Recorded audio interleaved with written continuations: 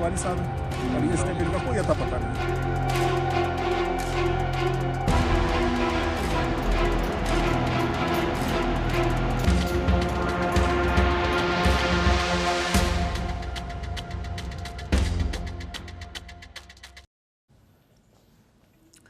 It's day 2 of the train hijack in Balochistan. The military operation is still underway.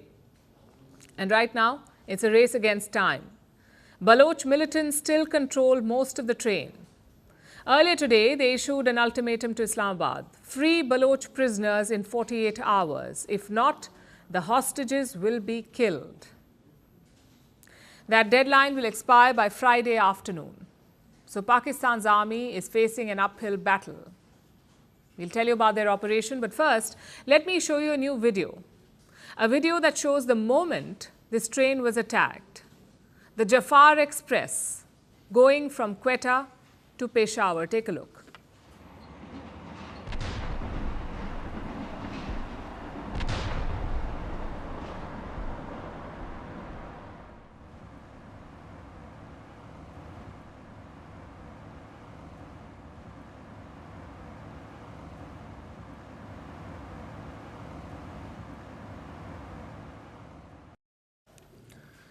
This train was carrying 400 plus people. It was attacked near a tunnel by the BLA. The BLA is the Baloch Liberation Army. It's a separatist group in the Balochistan province of Pakistan.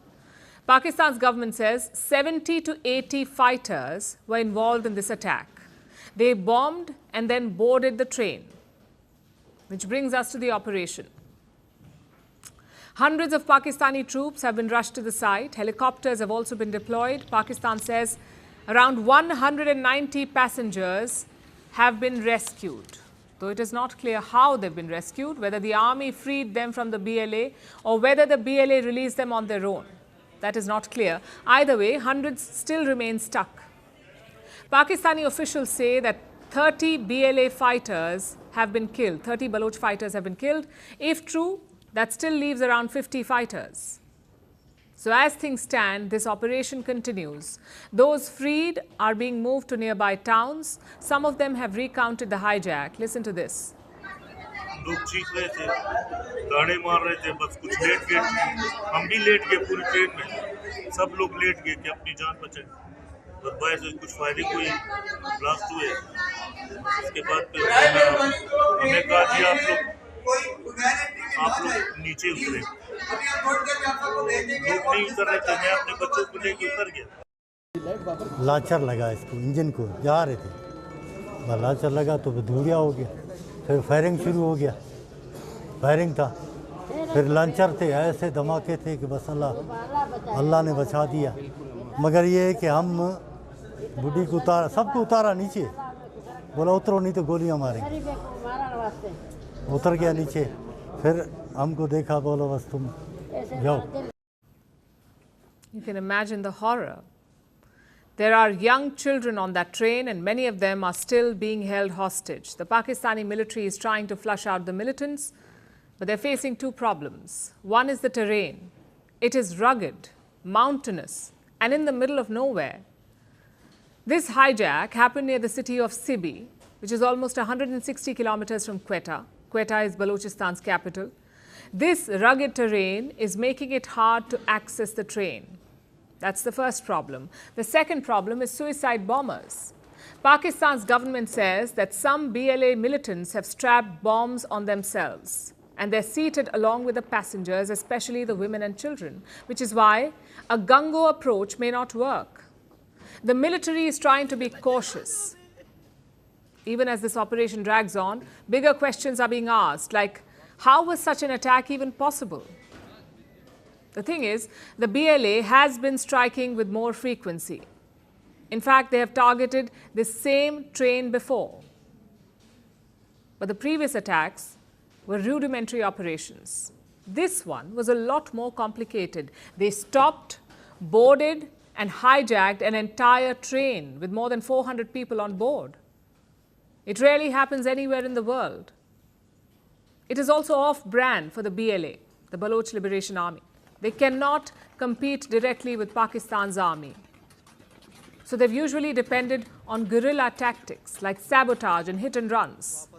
That has been their modus operandi. So how did the BLA manage to pull this one off? Pakistan state media has a theory. They say the BLA is getting support from Afghanistan, from the Taliban in Kabul. Apparently, even the Baloch leadership is there in the Afghan capital. Let's look at the map first. Balochistan shares a massive border with Afghanistan. It is almost 1,500 kilometers long. Again, rugged and vast. Pakistan has accused Kabul of sheltering Baloch militants. Their relationship has gone downhill since 2021. That's Pakistan's relationship with the Taliban. It has gone downhill since the Taliban took Kabul. Islamabad did help the Taliban capture power, but the Taliban have refused to do Pakistan's bidding since, especially cracking down on militants. Reports say the Taliban is giving abandoned US weapons to Baloch groups. You may remember the US pulled out of Afghanistan in 2021. They left behind a lot of tech. They left behind things like helicopters, artillery, and guns. The Taliban is apparently sharing this with militant groups, basically nudging them to strike Pakistan. If true, it would explain the daring and complex nature of yesterday's attack. Islamabad's first priority at this point is to free the hostages, but afterwards, tough questions will have to be asked. So far, the military has used brute force to subjugate Balochistan. Will they reassess that strategy now, or will they double down? We'll be watching this space closely.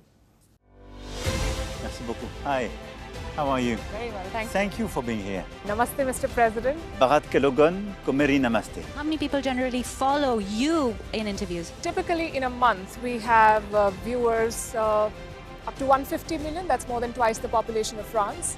And in the last 2 years, we had 3 billion viewers. So I say, Laurent, this is your chance to be famous. You're on first post. One word to describe your equation with Prime Minister Modi. Amitié. As India and France work together, are you creating a new era of non-alignment in the technology space? India is a training superpower. 1 million engineers a year, more than all of Europe and the US combined. So we have that partnership. We have a partnership on the environment and the economy. We also have civilian nuclear programs, and that is something we've developed far beyond the France-India relationship. So we want to work together on AI. And then comes China with its DeepSeek, creating models at a fraction of the cost. Did that innovation take you by surprise? Did that breakthrough make you sit up and think, what did the Chinese do and how? But what did DeepSeek do? They took everything that was already available from the last AI model, and then they recalibrated it. So are you going to ban Chinese AI in France? So we don't have this American approach of banning tech because of where it comes from.